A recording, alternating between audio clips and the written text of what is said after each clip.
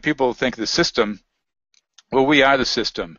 It's people asleep allows the system. It's people shirking their responsibility, standing up and trying to figure it out.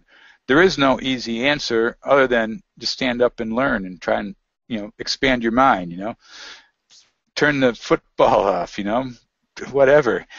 These guys, they just run up and down the field kicking stuff. It's kind of fun. If you want to go out and play, go play, do some exercise. But it's the point where people are like mad, and like painting their faces and going doing all that. And maybe some people watching this like doing that. So I'm sorry if I insulted you, but I think that's just total distraction.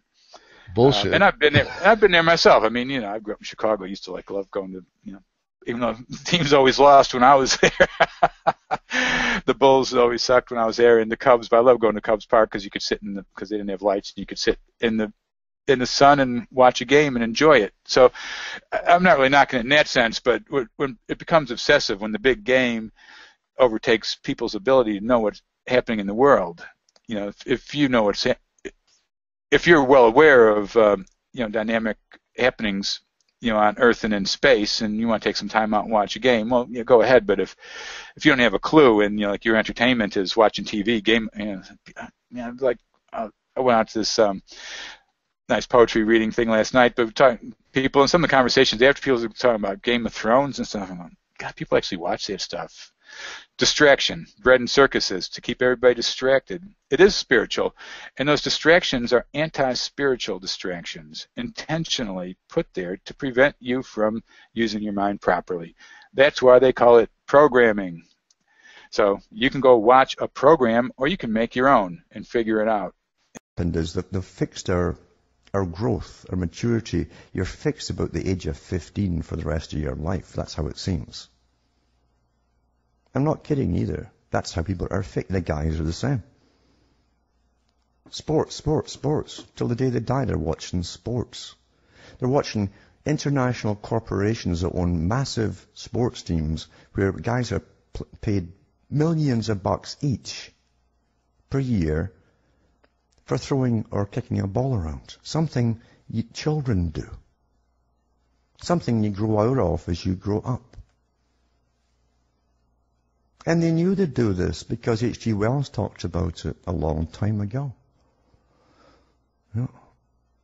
You see, when you take away your manhood, you only project it through someone else. Someone else who pretends at a weekend to be your tribe and he's fighting someone else. Because in your own life, you have no power at all. And you're putting on that fat gut with all the fast food you eat and the booze you drink. But there you are. Suddenly you see yourself as a warrior for the weekend. What a joke. What a joke. Everyone's been manipulated by science and scientific indoctrination, including their whole psychology. That's a big part of it, the biggest part of it at all.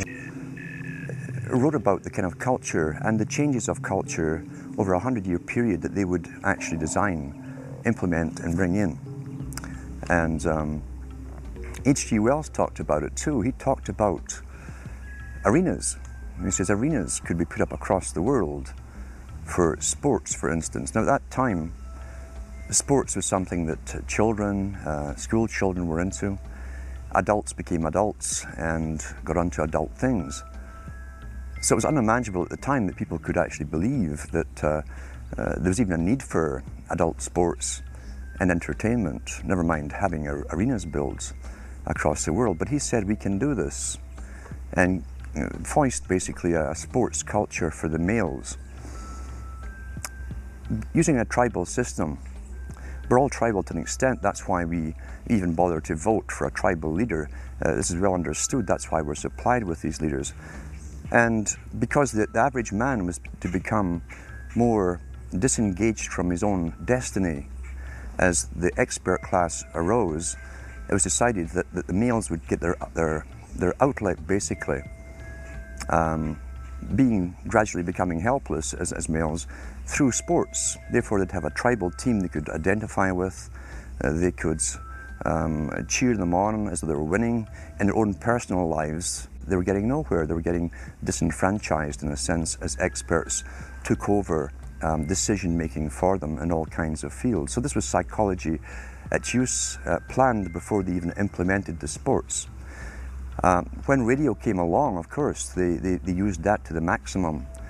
Sports for the men, soaps basically for the women, and then in came television, as I say, with its alpha state, its hypnotic state, and sure enough, around the 1960s, really, 50s and 60s, it took off. It really, really took off, and men became glued on Saturday nights to the sports shows. A culture industry, which is called by its own the culture industry.